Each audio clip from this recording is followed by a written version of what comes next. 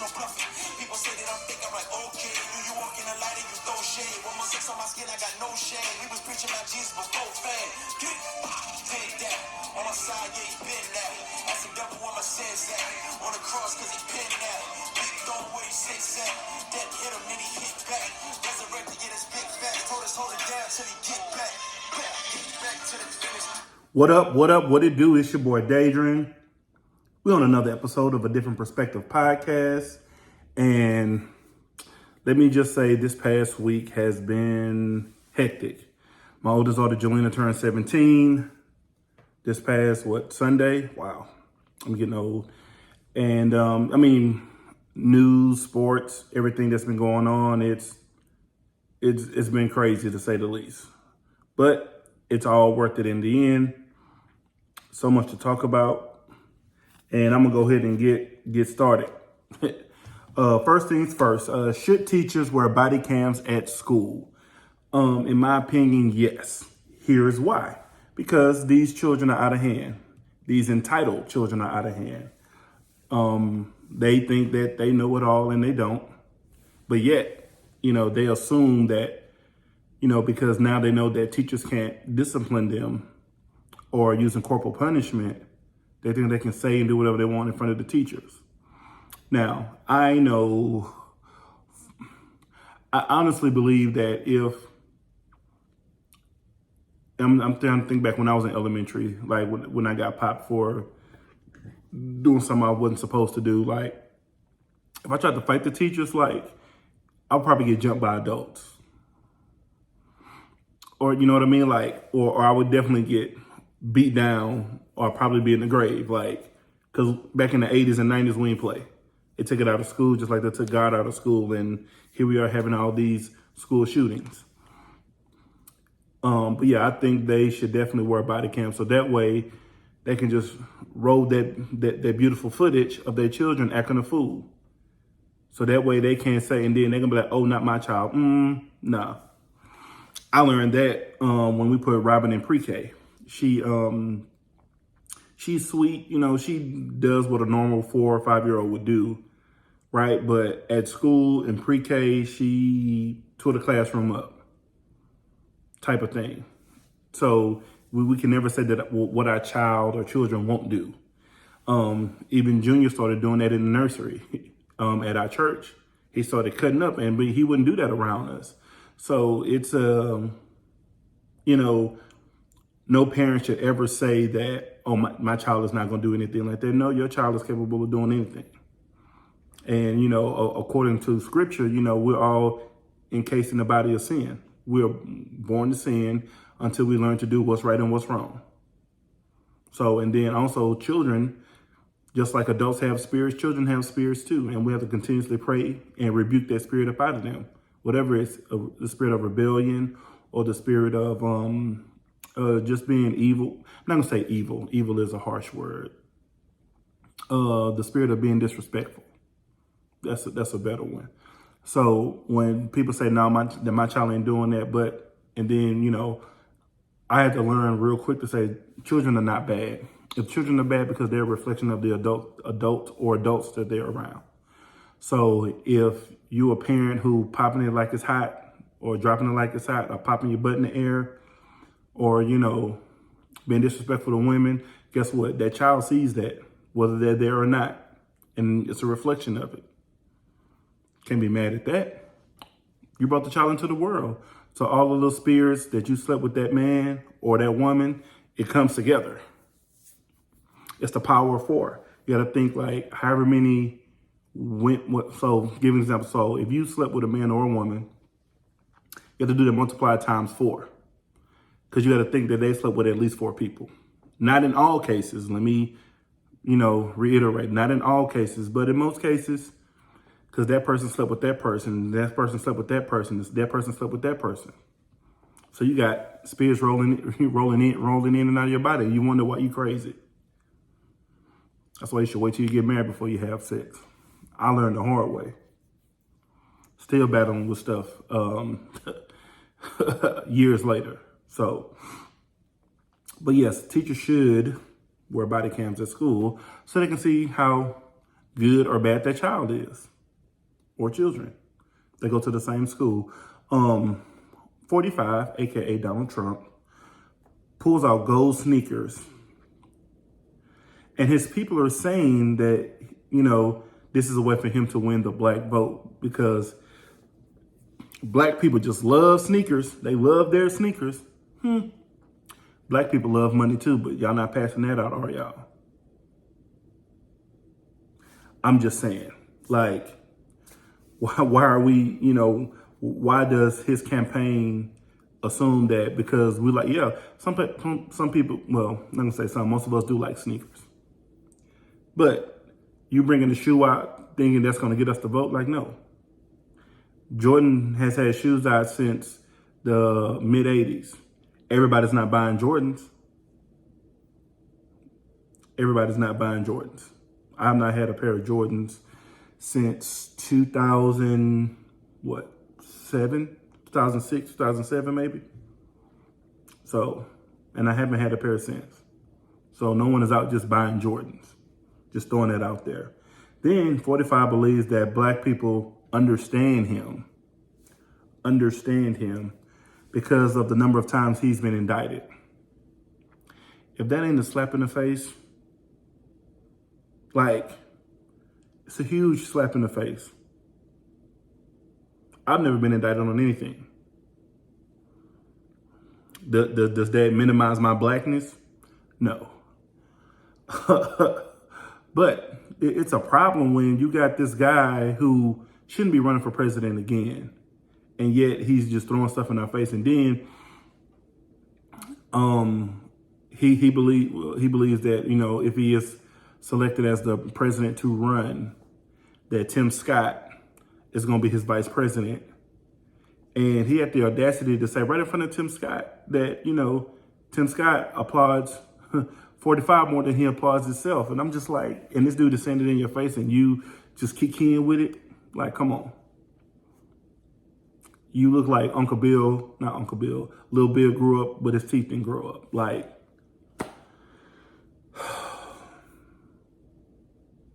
this is why we got to go vote. Like, seriously. And pay attention to who you're voting for. Even no matter if you're a Democrat, Republican, blue fish, yellow fish, polka dot, plaid fish, like whatever. Whoever you decide to vote for, vote. Just go vote. I've never told anyone, oh, you should vote for this person. No, just go vote. It's ridiculous. And right now we're doing early voting. I'm going to make it a point to go Thursday to go vote. Maybe might even go tomorrow just to get it out the way, to do my due diligence. Like, go vote. You've given, if you're 18 or older, you've been given a right to go vote. Go vote. Like, I don't hear the excuses of, oh, I don't want to vote for this person, that person. Go vote for somebody. I mean, because not voting means that the other person who you don't want to win is going to win. Because that's what happened in 2016. Oh, man. So this is the last Tuesday of Black History Month. But of course, y'all know Black History is all year long. So some of my favorite athletes, I'm going to start with people who I've never seen play but heard about, was Jackie Robinson, Jim Brown, Jesse Owens, Jackie Joyner Kersee, FloJo, Carl Lewis, who can't sing, but he was good at track. And moving on to people who were, Bill Russell, Wilt Chamberlain, Kareem. I think I've seen Kareem play in the late 80s when he was with the Lakers. But even today, like, Magic Johnson's the reason I picked up a basketball. And so, like, Michael Jordan, Hakeem Olajuwon, the Nigerian Nightmare. I like Brendan Maxwell, too, for my Houstonians. Let's see, LeBron James, obviously, Kobe Bryant, Shaquille O'Neal, Tim Duncan, Mr. Fundamental, Kevin Garnett, Ray Allen. Let's see, football. Warren Moon was my guy. I did want to play quarterback, but my arm wasn't strong enough. But, you know, it is what it is. Let's see who else. Black athletes. Emmitt Smith, Barry Sanders, Michael Irvin, Deion Sanders,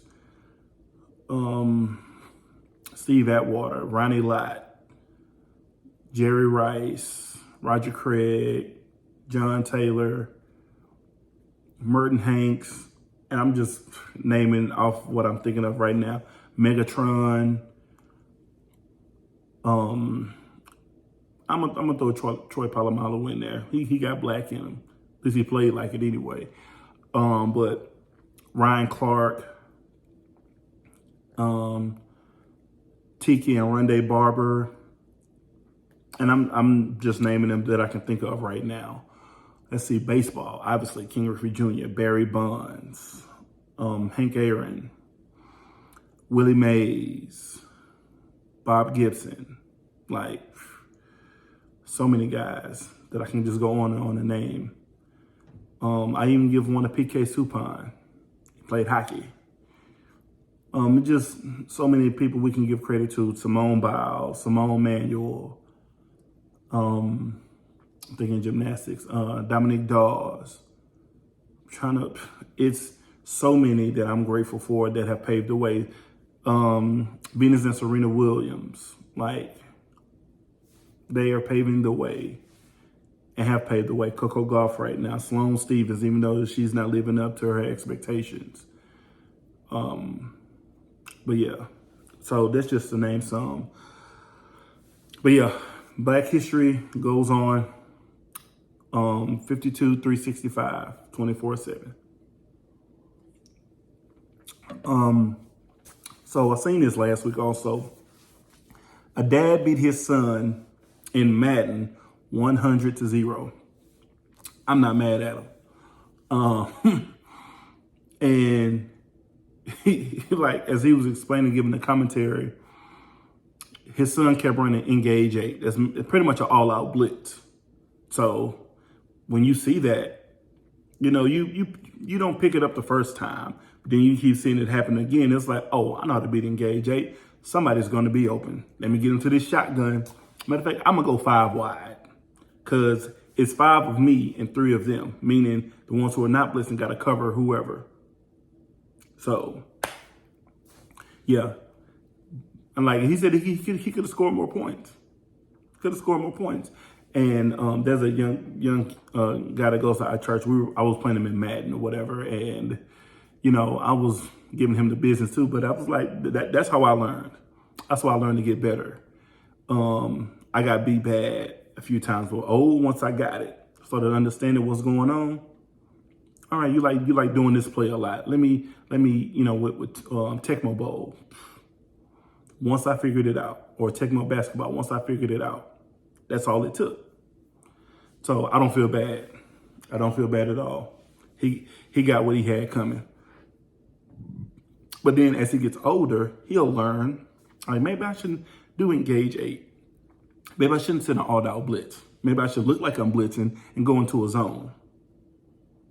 That's when you figured it out. I remember this game on Nintendo that my brother and I used to play called Blades of Steel, a hockey game. And I finally realized how to beat him. So what he would do is he would pick the team that I was beating him with and try to beat me with them because I knew how to play with them. It's like the concept doesn't change.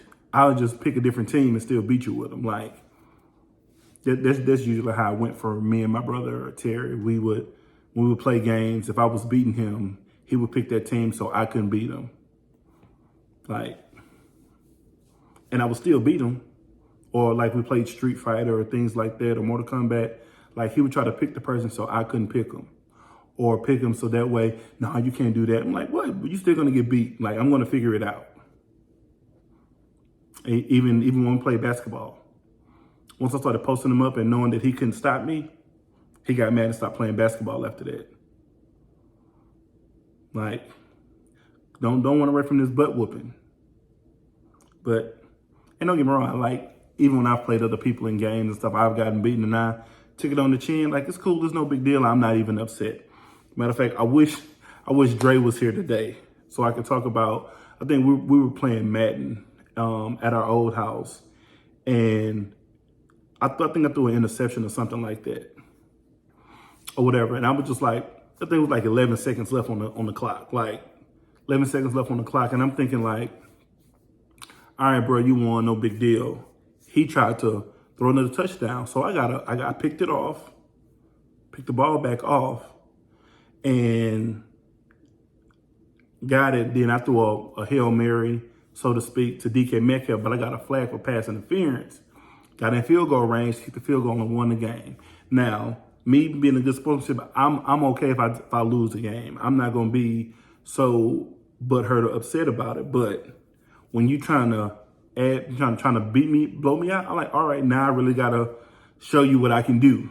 Not that I wasn't doing what I was doing, but it's like now you're trying to throw salt, add salt to the wound. Bet. Got in field goal range, kicked the field goal, won the game, sent him home. He said he's still salty about it. I'm gonna have a conversation about him when I guess on the next episode. American slavery. So I was listening, this is the next topic. I was listening to Dr. Tony Evans. He's one of my favorite pastors, preachers or whatever, outside of my pastor and lead pastor at my church. And he mentioned this. He said American slavery would have ended with one verse, and it's Exodus 21:16. And I'm gonna read it to you. So it says, kidnappers must be put to death, whether they are caught in possession or whether they are caught in possession of their victims or have already sold them as slaves. Now, during this time, slavery, they were, the white people, just gonna call it what it is, will read certain scriptures out of the Bible to keep black people in bondage. Now, some of them couldn't read anyway, but they knew what they knew because of their parents had passed it down to them. Let's just call it what it is. And let me say this as a disclaimer: I am no shape or form racist, have anything against white people. I actually don't have anything against any people. What I have a problem with is when you, and this is in general, when someone does something wrong and say that it's right. That's when I have a problem. So kidnappers must be put to death, whether they are caught in possession of their victims or have already sold them as slaves. So I believe all the people who grabbed slaves and had slaves on a plantation and things like that are probably all burning in hell. Just gonna call it what it is. Yeah. Call it what it is. This is in Exodus 21, the Old Testament. Because at that time, God had freed the Israelites from Pharaoh. So this is after the 10 Commandments. God was giving them the commands through Moses to tell them, hey, this is what's going on. This is what, it's supposed to be. He talked a lot about people being put to death. I won't get into the alphabet community about them being put to death or bestiality. Basically, when a human being sleeps with an animal, that's bestiality. But it's a lot of things like they can get you put to death. I talk about women's menstrual cycle, having them being unclean, and they got to do this and do that. It's a lot. But shout out to Dr. Tony Evans and Anthony Jr. and Jonathan Evans. Those are my people now. John has been at our church a few times. So, yeah. So next topic, I'm gonna try not to be long with it, but I think it's needed. The topic is, why do men cheat? And before I say anything, let me just say this: the same reason why men cheat, it's the same reason why women cheat. Just as a quick disclaimer, the same reason why men cheat, it's the same reason why women cheat. So I've been following Jeremy Holloway on Facebook, Instagram, or whatever, and he poses things that, and he talks about it, and he has a valid point. The same reason why men cheat is the same reason why women cheat. So what he was going on is because of the lack of communication or men not being heard or whatever. So they go to someone who can't hear them. I mean, I can't, but who will listen to them. So they cheat. And I was like, well, this person listened to me. This person's paying attention to me, X, Y, and Z. So, because I will say this, and it's always this thing that how men cheat. No, emotional cheating is far more worse than physical cheating, because when the physical cheating happens, the emotional part has already happened. That's why in the Bible, Jesus says, if you have lust in your heart, you've already committed adultery. It is what it is. Now that's Bible. That's Jesus talking, not me, saying it, but it's true. It's a if you lean on a man or a woman's shoulder and you are being vulnerable with them, you've already opened up a door. And oftentimes when men cheat, women don't want to take any of the responsibility, or vice versa, because they think that this person committed the ultimate sin. And me and my wife, we've had conversations about it, but I'm at the point where it's like, now, if you cheat, the marriage is over. There is no, oh, let's work this out. Like, no, there's nothing to work out. You decided to give yourself to another man. It's not your husband. Yeah, I played a part in it. However, I mean, because the same thing could be said for me. Like, if I did X, Y, and Z of what she did, she would probably divorce me as well. Can't be mad at her. But there will be some fault on her end as well for not paying attention. Like, and I'm just giving an example. That's not what's going on in my marriage. We're good, to my knowledge. But again, men cheat because something is lacking at home. And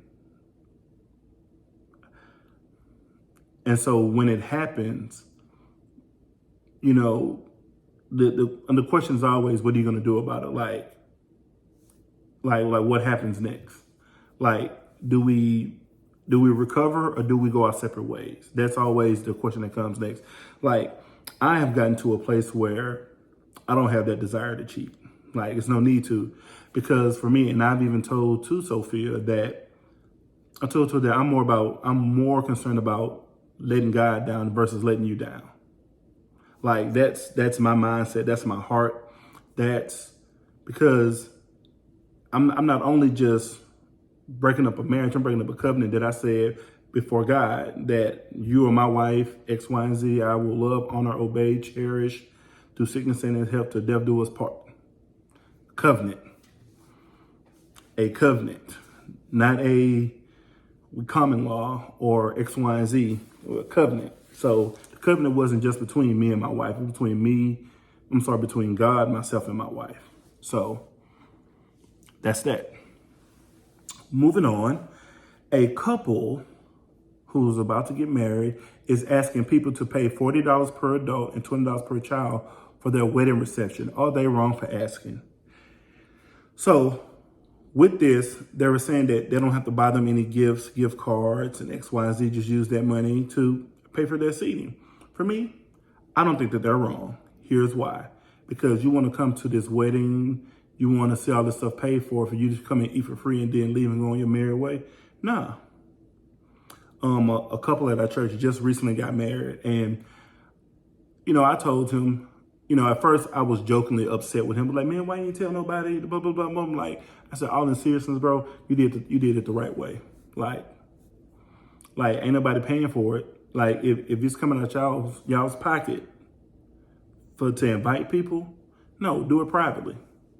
And then when y'all ready to do a, public display of y'all's marriage or get people together, then do it that way. But bump them. Who cares?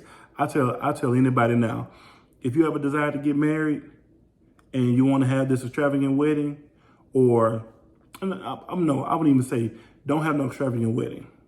The money that you want to use for that wedding, use for a down payment for a house that y'all can live in.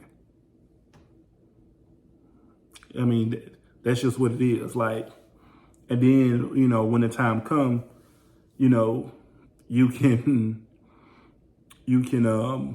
do whatever, after that. But don't let people put you in a place where you feel like you have to have a reception. No, you don't. You don't. Like now thinking back on it, I would have actually kept the private ceremony what it is, and then maybe at year 10 renew our vows and have a reception. I'm coming up on year 9 soon. Dang, we've been in it for a long time, huh? But no, I don't believe that they're wrong at all. I'm not saying that I don't believe that they're wrong at all. Like if you're not gonna pay for it, don't tell them what they should be doing for their wedding reception. Period. So this next topic, George Stinney Jr. If you don't know who he is, they made a movie about him, how he was wrongfully convicted for, I guess, being disrespectful to some little white girl, or assumed that he was killing them. He had killed them or something like that. Anyway, the story is very heartbreaking because he was 14 years old. And, back then, if you were black or anything like that, you were treated with such hate. He was put to death at 14 for, like I said, he was the youngest in U.S. history to be executed in 1944. He was illegally executed, wrongfully convicted, and, by all white jury. So there was no people of his peers. His mom and dad could not even be there. Like that's what we've had to deal with. And I'm saying we, as my ancestors, have had to go through because of it's undescribable hate. Like, just call it what it is. It's hate.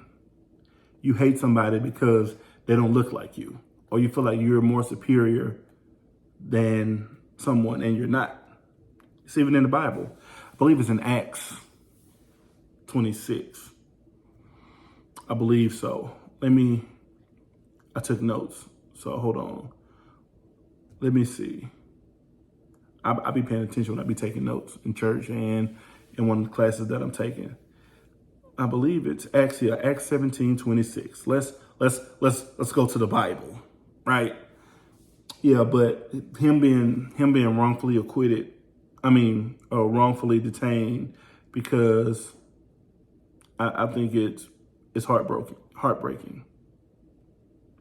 And so what, it happening, like it does something to me, because I have a son, and he has to grow up in a world where he's already hated. Maybe not at 4 right now because he's cute, he's handsome, he's small. But when he turns 14 or 15 and he's 6'3", 6'4", 6'5", or whatever, and people are afraid of him and think he's up to no good, when he's really just minding his business.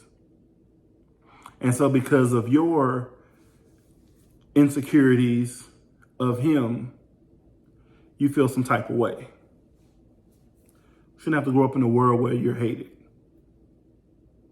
Like, it's amazing how people like Mike Ditka, who say, go back to your country. No, you go back to your country. Yeah. Because last I checked, this was America, USA, belonged to the Indians and Mexicans. And now the same Mexicans who want to come to the United States for a better life, you denying them of that, and you're separating their families. But when you came over, you gave blankets that had diseases on them, gave to the Indians and killed them off, so you can take claim to it. That's a whole Black history lesson in itself.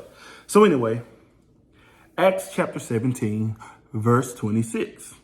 It says, from one man, he, meaning God, created all the nations throughout the whole earth.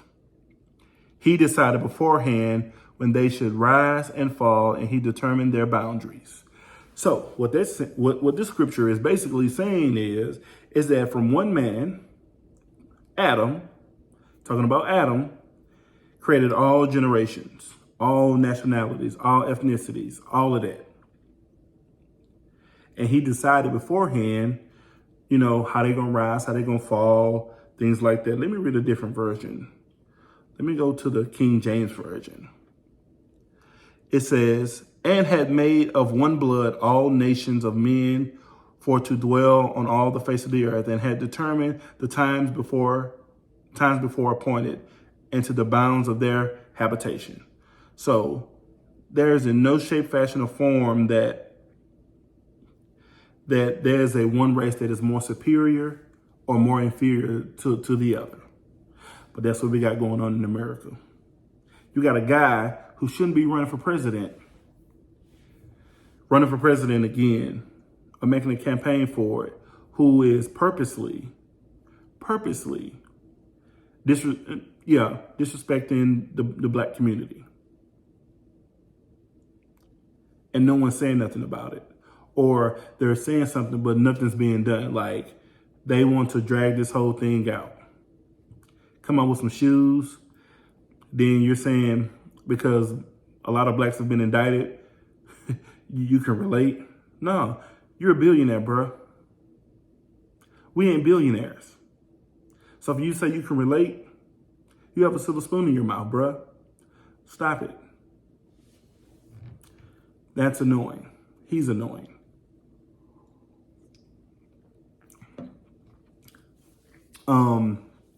As a pastor, I can't remember where, but he says that he would acquit a rapist because of women wearing short shorts or short skirts or whatever the case may be. Meaning that because women are inviting these men to rape them, he would acquit them. So here is where I play devil's advocate. So to this pastor, he's probably not going to watch this, or maybe someone will show it to him. Who knows? I don't care. What if someone decides they're going to rape your wife or your children or your grandchildren? Are you going to acquit them as well because they had on short shorts or a short dress? Like, come on. And you're a pastor? And I bet I am for certain that his congregation is probably, I'm going to just say 95% white. You can say that in front of them people and get away with it and not have to face any backlash. But you wouldn't dare step foot in a black church and say that. Of course not. No.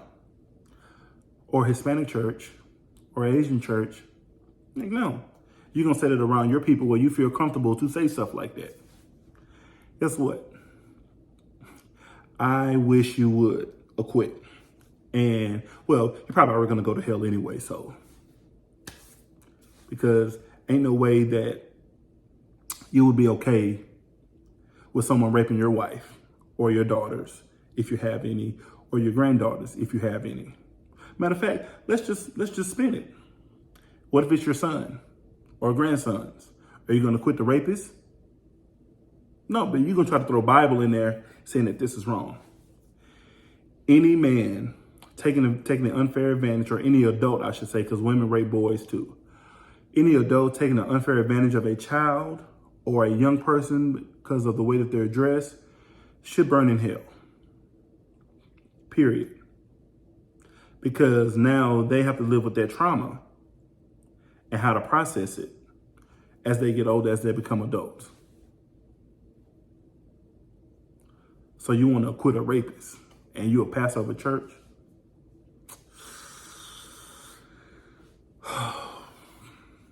Yeah, he's going to burn in hell. He's going to call it what it is. Because if you so comfortable to talk like that, yeah.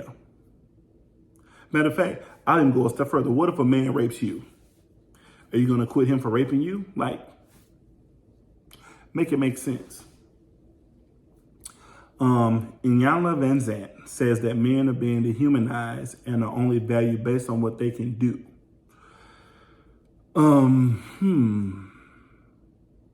She's not wrong. She's not wrong at all. And this is not in all cases, but it's in a lot of cases. Here's why. Because you have women who are looking for men to provide for them. And if they can't provide, they're broke. Like you don't have a job. And he's broke because he makes $60,000, $70,000 a year. And and because he's not making six figures or more, he's broke. It can make sense. Or because you want to buy something and your boyfriend or whoever or your dad tells you no, you want to throw a fit because he said no. Like, come on, stop it. I tell newly married people, married guys, I should say, lead. You were called to lead. So even if she disagrees with how you're leading, you still lead, because why? God is going to always hold the man responsible. Always. Always. Always. So if it's something that you really want to do, I'm going to hang out with my girls, and your husband say, nah, that's not a good idea, and you still try to do it anyway, what you're saying is you only want to be led only when it's for your benefit or when it's at your convenience. No, that's not how the world works. So I agree with her. Because if we can do something for you, everything is good. But if a man is struggling internally, you can't help him, because he tried to make sure that you're good, that he's dying inside, crying inside. And it happens. Like, there are some marriage relationships where women or the wives want the man to lead, but the wives want the man to lead their way. As if I was a man, I would lead this way. Well, you're not a man. So you can't ask a man to be the man of the house and then tell him to do it the way you want it done. That's not how that works, because we're two different individuals, two imperfect individuals. So I always say to guys, lead the way you're supposed to lead, even if your wife disagrees, because God is going to always hold you responsible. So some people are going to like it, some people are not. Do I care? No, I don't. Fight breaks out at the rodeo, and guess who they cannot blame for this? Can't blame us. We weren't even there. Fight break out at the rodeo, fight, brawl. Like cowboy hats, spurs, boots, jeans. Like they were fighting. And I'm like, bruh, wow. Bun B wasn't performing. 50 Cent wasn't performing. Like, so I don't even know who was performing. Like, I don't know. I'm not gonna guess. So let me not do that. But for a fight to break out, that was looking. And somebody said, look at all these thugs, because thugs is not based by color. They look at us as thugs. But these people are just misinformed or misunderstood. Interesting how that take works.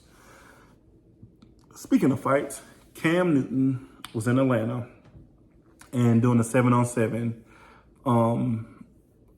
For people who don't know what a 7-on-7 is, it's pretty much all skill players and no linemen, like no offensive, defensive linemen.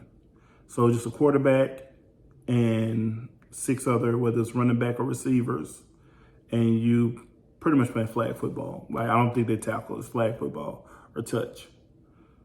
But he gets jumped by 7 people, and he held his own.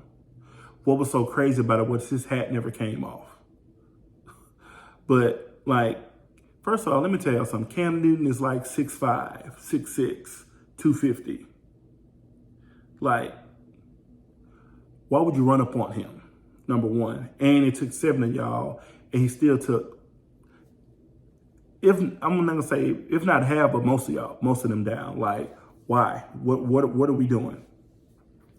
What are we doing? Like,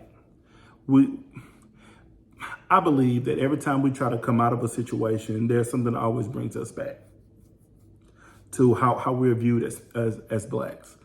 I think it's unfortunate that, you know, you got to try to jump a guy for whatever the reason is. And I'm not even gonna say that it's a good or a bad reason. Why would you try to jump somebody? For me, those 7 people who tried to jump Cam Newton are cowards. Because if it was one-on-one, wouldn't be an issue. But it's 7 on 1. And where were his people at they're supposed to be helping him? They ain't do nothing, they just watch.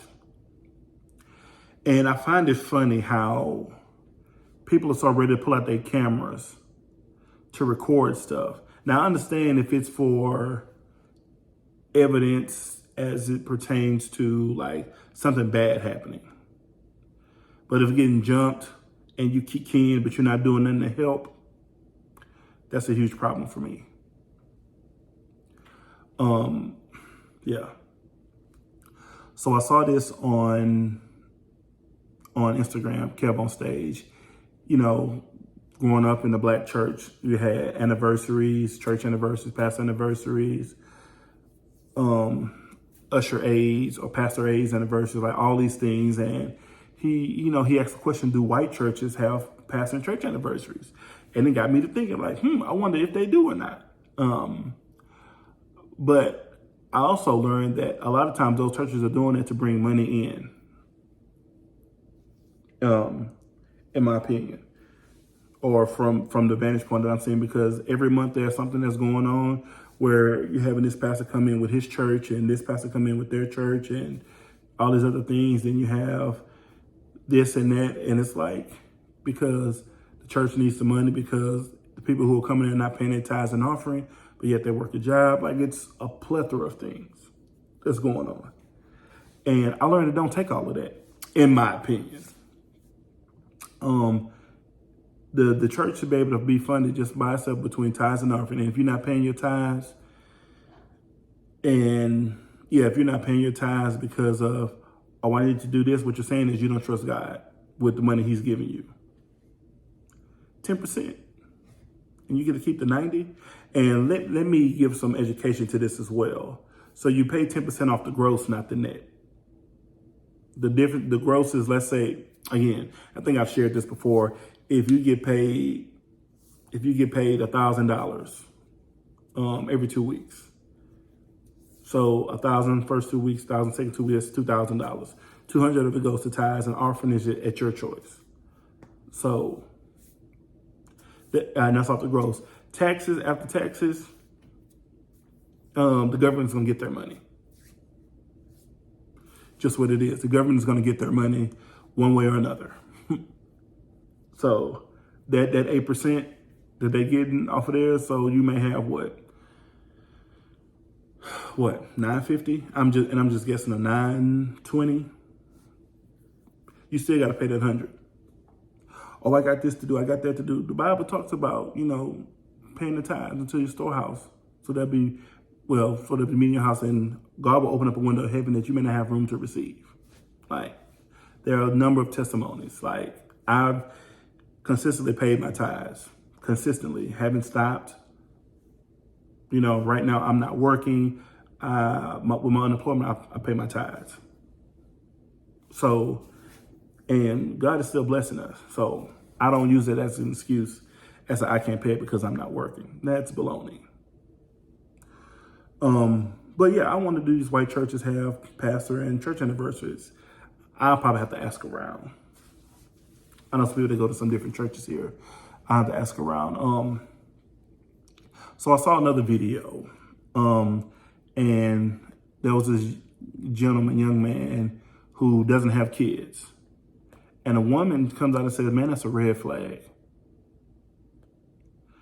So for me, I'm like, how? How is that a red flag that a man don't have children? But then she proceeded to say, I mean, I'm a woman, I don't have children. She said, but that's different. No, it's not different. It's the same thing. A man not having kids is actually a good thing. That means he values his time, his money, his energy, his peace. And for a woman to say him not having kids is a red flag. No, a man having multiple children with multiple women is a red flag.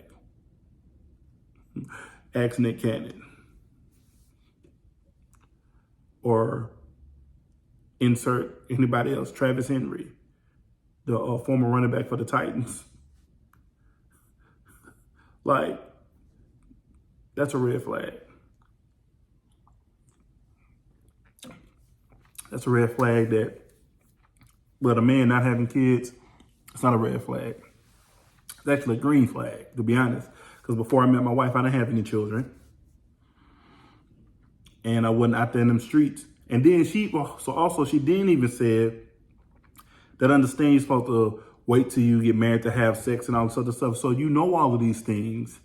And yet a man not having children is a red flag. Make it make sense, shawty. That's all I'm saying. Like, make it make sense. Make it make sense. That's it. That's all I got. Little quick relationship advice. Where do I start?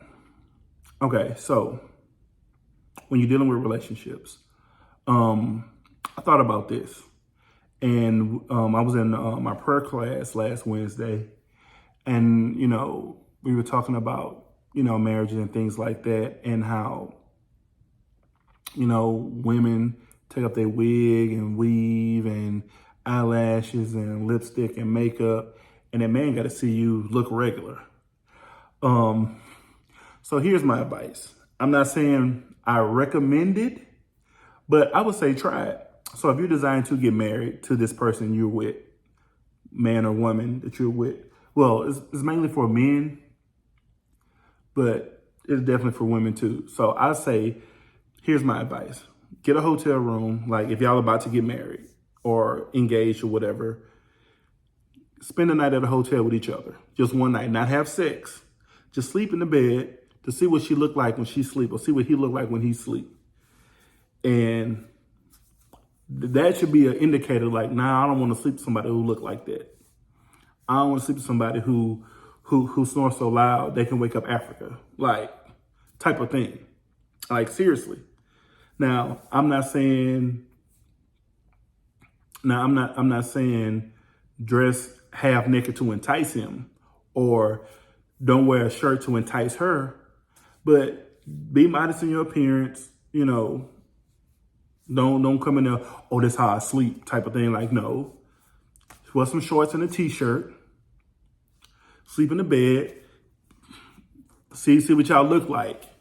Because trust me, if I can't look at you while you look busted and disgusted, I don't want you. I'm just telling it like it is. It comes off as being funny, but I am so serious. So serious. Like if she busted and disgusted, or if he busted and disgusted, and you don't want to look at that every day for the rest of your life, don't marry him. And be honest about it. Don't be like, oh, it'll get better. No, it probably won't get better. He's going to age or she's going to age. Call it what it is. Yeah, look, if she can't be a sexy motorcycle, in the middle of the night, I don't want her. And I'm saying it for me because I wake up in the middle of the night because I have a sleeping disorder. So I'm up in the middle of the night. So my wife probably gonna get mad at me if I say this, but I'm gonna say it anyway. Like sometimes I look at her and she be snoring, she be sleeping. To me, she still looks beautiful. Now she be type of thing or whatever. I snore too, so I'm not gonna try to make it seem like I sleep perfectly and beautifully. I mean, I do, but no, I snore as well. So when I look at her and she be snoring, I be like, come on, my little sexy motorcycle, rev it up for me.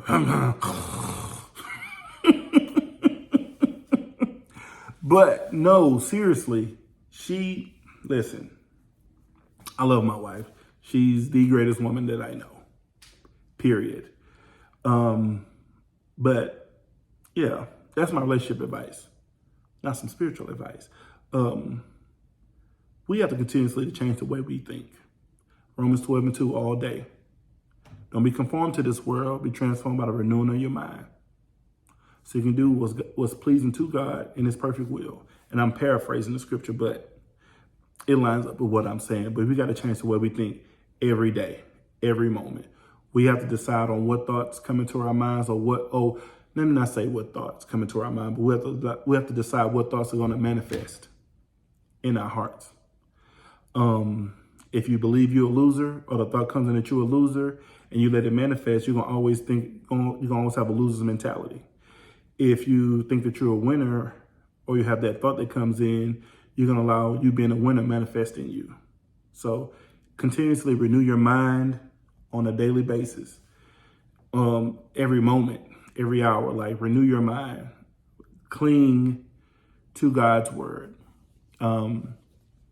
It'll definitely be beneficial in the long run. That's all I got. Time to move on to some sports. All right, NBA news. Chris Paul is returning from injury today. Will it help the Warriors? Probably not. He'll probably be back on the injury list by the end of this week or before we close out March. It's February 27th. Sorry, Chris Paul. Hate to do you like that, but you can't stay healthy, so you can't help any team. 5 players were suspended between the Heat and Pelicans in the game this past weekend. I didn't see the game. I didn't even know there was a fight. That just shows you how I have not been watching basketball like I normally do. So much going on nowadays. Spending time with family, making sure my kids are good, things like that. Doc Rivers gets booed in Philly. Not surprised there. He didn't render a championship. And let me say this too about Doc Rivers. That 2008 team, when he won the championship, was special. I think that was his first year or second year with that team. No, it was his second year coaching, but it was his first year with Kevin Garnett, Ray Allen, and all them boys. And Paul Pierce act like he was the second coming of Kobe Bryant or LeBron, Michael Jordan. Bruh, your career wasn't all that. You were a good scorer, but for you to act like your game was just way nicer than the people who are better than you, stop it. You are not better than Dwayne Wade. You're not better than Klay Thompson. Klay Thompson is a two-way player. Before his injuries, he was a two-way player. And for him to say, when it came down to clutch, I was a better shooter. I said, no. Klay Thompson's a way better shooter than Paul Pierce will ever be. That's what they were called, the Splash Brothers. Paul Pierce, you was making shots. You had game, but you got to think about this. Even when you played the Heat and the Cavs in those Eastern Conferences, in the playoffs, it was pretty much you against LeBron, and everybody else got canceled out because no one could match up with KG or Ray Allen or Rajon Rondo. Boobie Gibson, really? Matter of fact, they got together after LeBron went to the finals in 2007 against the Spurs. That's when they got together. But when LeBron does it, he assembling the Avengers type of thing. Stop it. Trae Young is out for 4 weeks. Oh, back to Doc Rivers. I don't think he's a good coach. He's an above average coach. That's just my opinion. Trae Young is going to be out for 4 weeks with a broken finger. I don't see the Hawks doing anything anyway. So that's all I got. Once LeBron James, KD, and Curry retire, who will be the face of the league? I can think of a number of people who is not going to be as Ja Morant. I've seen a picture of them putting faces up of who was going to be the face of the league. And I'm like, no, it's not going to be Ja Morant. He kind of messed himself up with his situation. No, nothing against him or whatever, right? Nothing against him at all.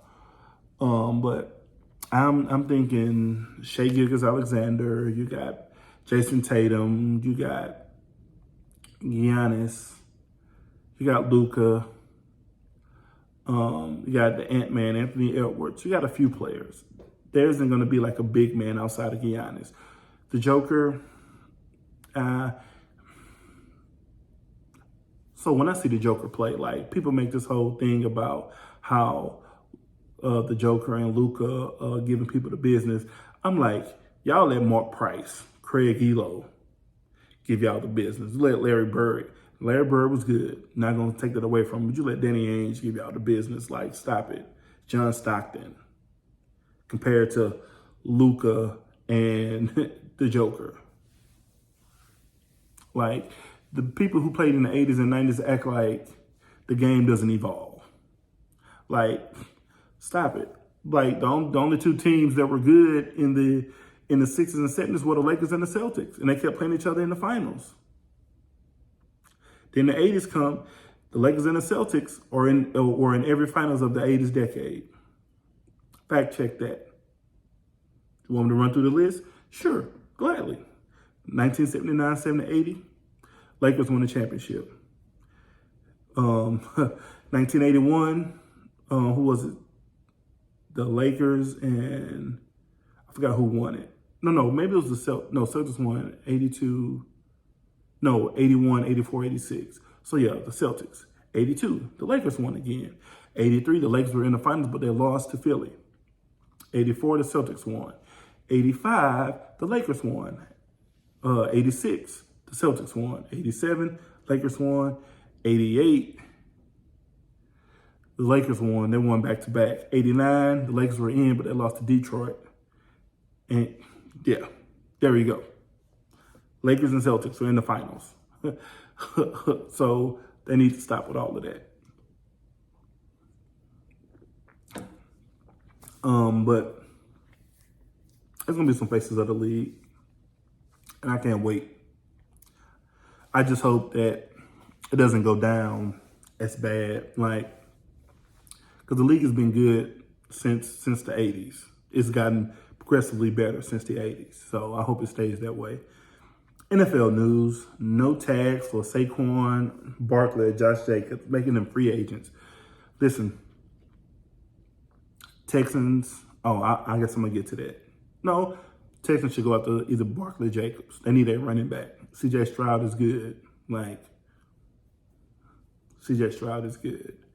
The Bengals have franchise tag T. Higgins. I'm not mad at it. You know, he's been solid. I think they're gonna make a push for Justin Jefferson from what I've been hearing. For him to come to Cincinnati, I don't know, but he might like that dome though. Cause it may be cold outside, but it's just right on the inside. Jets release Tomlinson amid their O-line rebuild. I'm like, who you gonna put? And they need to start trying to sign people now to get some continuity. They need to get together and work on some stuff. Like, I don't know how to make it work for Aaron Rodgers. Will the Broncos move on from Russell Wilson? He wants to win in Denver or elsewhere. I heard a little bit of his interview. Like, he wants to win in Denver. Like, he wants to play in Denver. He's committed. However, he don't want to be where he's not wanted. And Sean Payton, let's be for real. You only got one championship, bro. What have you done since? Now, I know you were supposed to play the Patriots in the Super Bowl instead of the Rams. I get that. That part I get. But other than that, bro, I'm going to start putting you in the same category as Doc Rivers, bro. The Texans is one of the teams that have a lot of cap space. Who should they go after? They need to go make some moves. What's his name? From Tampa Bay, Evans. It's not Rashawn Evans. Anyway, they need to go after Evans, go after Saquon or Jacobs. Like, they need to go get some people. They need to go find a middle linebacker. Like, Texans got some money. I mean, other teams have money too to spend. But I'm like, Texans, like, y'all prove that y'all can win with what y'all have. Like, go add some pieces. Go get another edge rusher to help Will Anderson. Ooh, Will Anderson and Chase Young. Or Montez Sweat. Like, go get some cats. No, I think Montez Sweat gonna stay in Chicago. But yeah, Texans should go after some players, and I'm saying that. Not that I'm, like I said, I don't hate other teams. Like, if you're doing something to make moves that's gonna help you be good in the next year or so, go for it. Go for it. And there's a couple other teams too. They got cap space. The Washington Commanders got 87 million. The Patriots got 82 million. Chicago got 80 million. Tennessee got 78. Cincinnati got 72 million. Oh, they're about to sign Jamar Chase to a long-term deal. The Colts have 72. The Texans have 67 million. So yeah, they should definitely go after some players. Yeah, I'm looking at the Commanders. They can make some moves too. I don't want them to make any moves because they're in the same division as the Cowboys. Just gonna call it what it is. But yeah, there's a few teams that can make some moves. Chicago can make some moves, but it depends if they want to keep Justin Fields. That's for another conversation. Moving on to NCAA news. Court storming. Should it be banned? I'm gonna say yes and no. Here's why. If it's going to cause players to get hurt, yes, they should ban it. But if it's going to be done in a way to where let the players get off the court first, like let them shake hands and get off the court before you, because Kyle Filipowski, hurt his knee. Caitlin Clark, she got hurt. Like y'all was so anxious to get out there